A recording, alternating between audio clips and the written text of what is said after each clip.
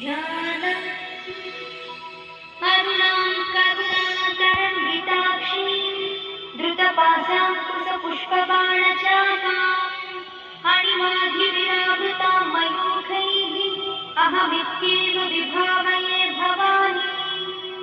ध्यायेत् पद्मासनस्थां विकसितवदनां पद्मपत्रायताक्षीं हेमाभां पीतवस्त्रां करकलितलसद्देव पद्माम्बराङ्गीं सर्वालङ्कारयुक्तां सततमभयदां भक्तनन्दां भवानी। श्रीविद्यां शान्तमूर्तिं सकलसुरस्तां सर्वसम्पत्प्रदात्री श्रीमाता श्रीमहाराज्ञी श्रीमत्सिंहासनेश्वरी चिदग्निकुण्डसम्भूता देवकार्यसमुद्यता